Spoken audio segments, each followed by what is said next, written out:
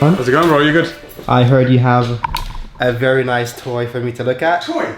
Well, not a toy, a savage monster, but is it ready? It is ready. To be honest with you, obviously you've seen the 460G turbo. I have seen it. And stuff like that. Yeah. You've not seen it in the Seat. In the Cupra. Yeah. Because we don't document everything, but yeah, we'll show you. Let's go have a look.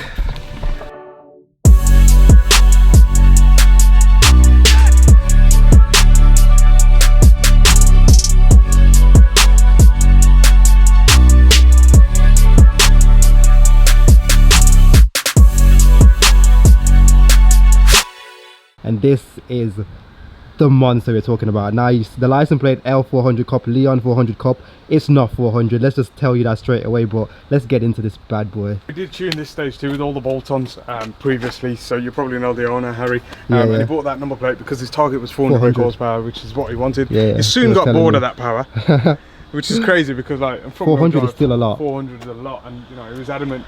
But yeah, so bolt-ons are forged intercooler, ram air intake, Scorpion turbo back exhaust, RS7 spark plugs, RS3 core packs. It's got a JB4 on here, which we're going to use in the future for various other things. But yeah, it was a JB4 to begin with, then it went stage 1, then stage 2. Is that like the JB4 thing down there? Yeah, so he followed the journey through, to be honest with you. But I don't know if you can see that thing over there. Yeah, that's the big difference. That so that's your 24 carat turbo. Well, down, not, but, that gold turbo right there. Ceramic coated turbo. Yeah. We just finished on the dyno, which you probably heard. Yeah. 450 brake horsepower and 600 newton meters. Front wheel drive. It's got Michelin Pilot Sport 4Ss.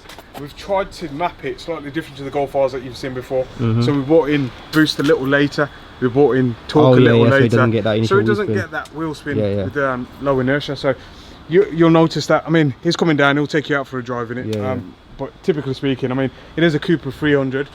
I know you put yours next to it, so so I can see the difference. I want to compare the difference between them.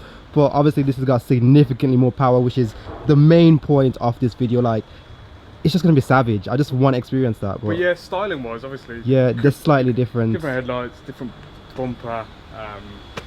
Different kind of infotainment system, and the later ones, well, the newest ones come with a digital dash. So if you look down here, you can see my still stock. You can't even tell it's like a turbo because that's not gold plated like that one over there. It just looks blended in. Like when you come over here and look at this one, you got a ram air intake. Yeah, we've got the same intake. When you come over here, it just stands out. Like I've got something different than you have. Damn.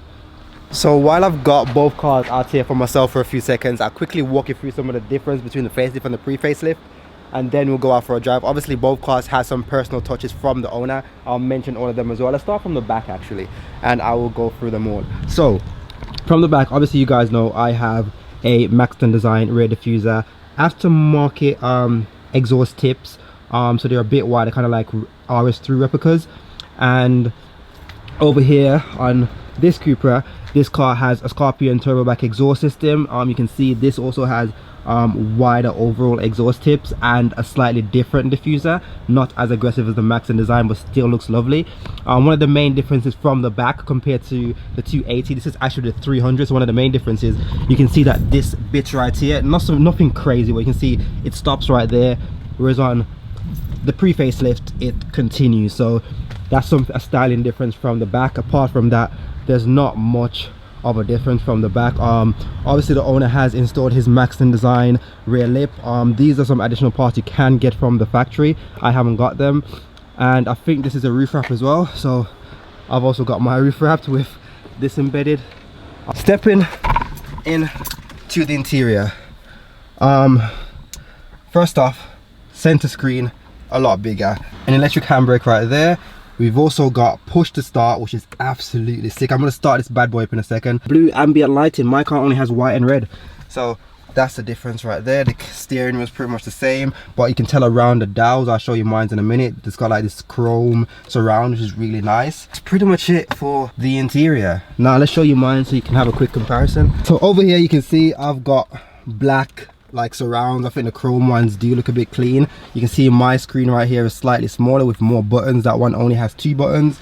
I've got a handbrake, and yeah, DSG. That's pretty much all there is on the interior. Let's head around to the front. Now these are some Bowler wheels. I'm not sure the exact specifications or anything, but obviously neither of these are on factory wheels. Mine's are 3SDMs and these are Bowlers. Now to the front, which is something that you can tell that sets these cars off differently the moment you see them driving down the road. So the owner did have his one around there like wrapped, but you can tell like down here we got fog lights. Mine I haven't. So yeah, that's pretty much the main difference down there, apart from everything else that's been mentioned under this car. Let's start it up and then we'll go for a drive sometime later on.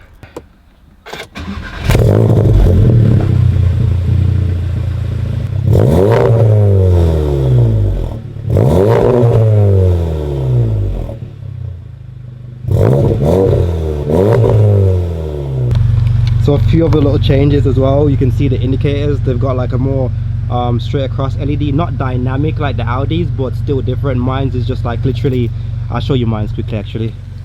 Yeah, you can see on mine's right there, we've just got that, and over there we've got like a lot more cleaner setup. Now something else I absolutely love about the facelift is that you get this little screen right here, which is super sick. Apple CarPlay, MirrorLink, Android Auto. This is just so much more refined. Like,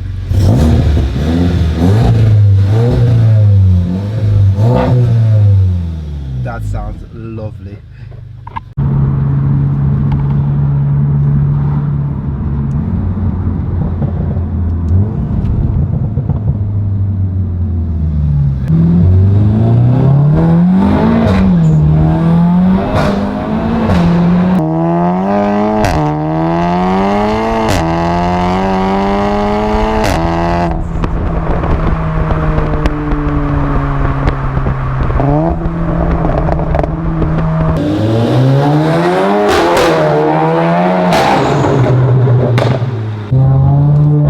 So as I said, just a little brief ride in this 460 brake Cupra. Now it was dynoed on a hot day, so on a colder day,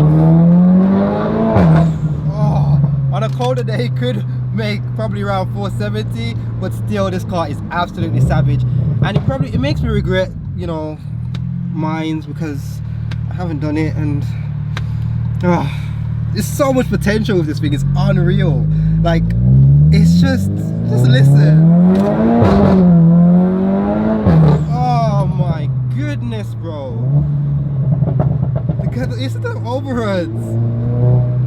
Oh, this is the look of like regret. Damn, man, I love these things.